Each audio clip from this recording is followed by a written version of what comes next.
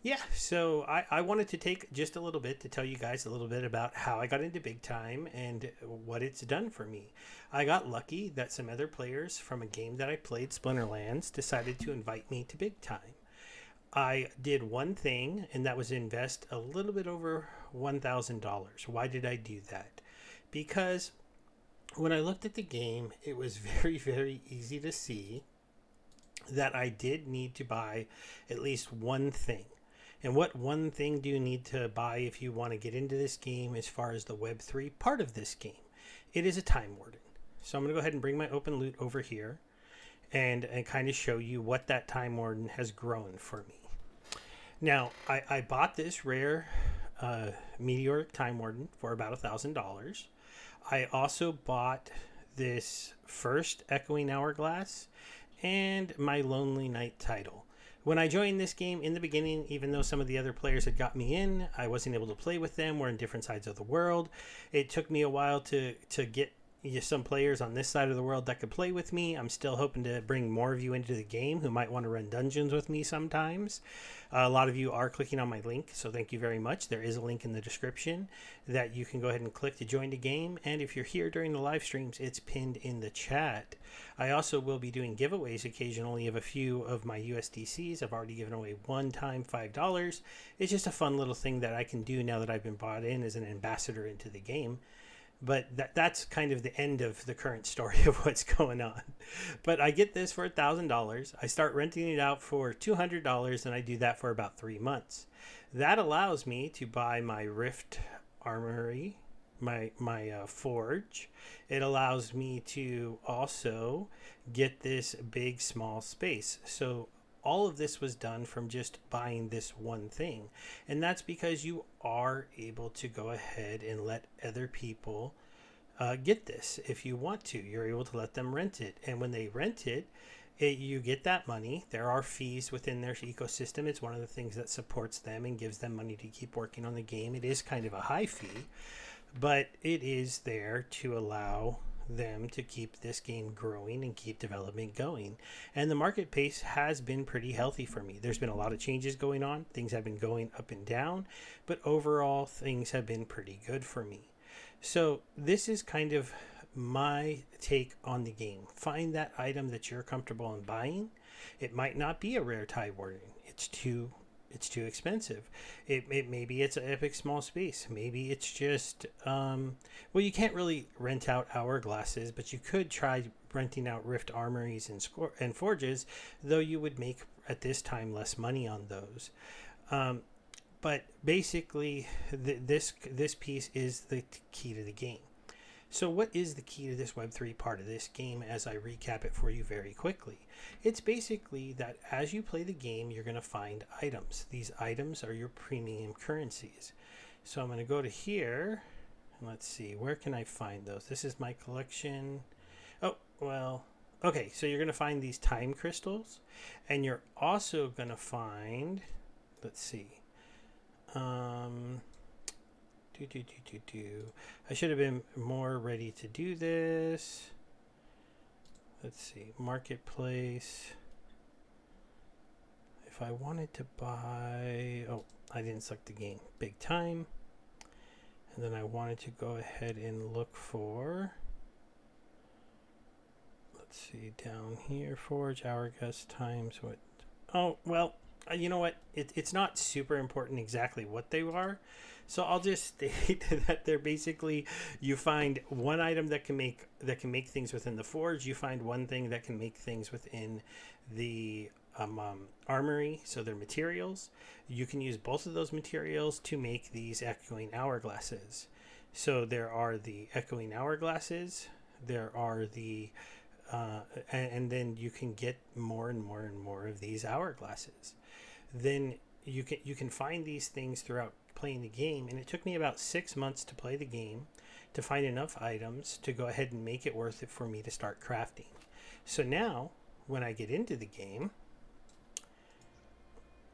you do have to buy an epic small space to do any of this stuff, or a space, not an epic small space, but you need a space at the same level as the stuff that you have. So since I have an epic forge, and since I have an epic armory, and I have a rare time warden. All of those can be placed legally within the epic small space, but only two at a time. So I can't use all three of my items at the same time right now. I'm going to have to save up and get another space before I can do that. When you get spaces, two things can happen. You can get these epoch chests that show up every once in a while. You have to pay time crystals to open them. You will not find time crystals in the game. You will have to make one more investment. That was the last investment I made, to buy 15,000 time crystals for about $100. But as you can see, right now, I am currently crafting my first Paranormal Hourglass. So these are the things that you can find, right? They're either Terra cores or Bush Live Relics. And so see, to make one of these, I had to pay 12 of each of these and 250 of these to make one of these. But I also had to have 3 of the regular ones. So this is kind of how crafting works in this game. It costs you this much to make one common, actually. So 12, 12, and 250. Then it costs you 3 of these with 24, 24, and 500 to make an uncommon. Then to make a rare, it's 3, and then it keeps going up all the rarities. Now I only have a rare, so that's where I get stuck. This is kind of the internal marketplace of the game. You make the hourglasses because the hourglasses allow you to find the big time token. You use the forges to take the basic materials that you find and forge them into the materials to do the other crafting, or to craft them into different pieces of armor. These are all NFTs if I were to craft any of these. So all this part of the game is the crafting NFT part of the game. Now I have enough to finally do my bulk refine, so I'm going to start that. When you do your refining, you find these other chips here, and you can roll for bonuses. So the bonuses allow you to get some bonuses. So these ones will be crafted 25% faster. This is going to be my last refine for quite a while, so I don't need speed. So I'm going to keep re-rolling. I'm looking to get a discount. I don't really want extra experience. I'm looking for a discount on either one of these items. We're going to keep rolling these coins for now. 50% extra experience is tempting, but again, we're looking for that discount. We got another 50 EXP. We're going to keep rolling. We got more EXP and speed. There we go. So we got 5 less big time. So this is going to save me 5% of this 90 big time. That's good enough for me. So we're going to go ahead and do that. And so it's going to cost me a little bit less. That drops me down to 187 big time. But that's going to give me a lot more of those items to do my crafting. So this is just a quick look at the space, a quick look at the breakdown of the crafting and the renting and all of those types of things. These are the economy parts of the game that I haven't really shared with most of you at this time. The playing of the game, it's a classic, fantasy world RPG, massive multiplayer online game with their own different kind of takes on what you can do. If you haven't seen the way that this is set up before, it's an open world, but it's kind of small at this point. We still are in beta release. They haven't released the full game. You have these special portals where you have to wear special NFTs to get into them, and they have better chances to drop the tokens. This is really where you need to get to if you are going to be farming the tokens within the game as opposed to buying them off of the marketplace. I am not there yet, so I've had to invest into the token and into the time crystals because I haven't done enough crafting yet to where I have any of the armors that you need. Or you can play these regular portals. The regular portals don't cost anything to go into. You can find tokens in them. You can find NFTs. It's just much less frequent. The other thing that you'll need to do is it is better to play with people.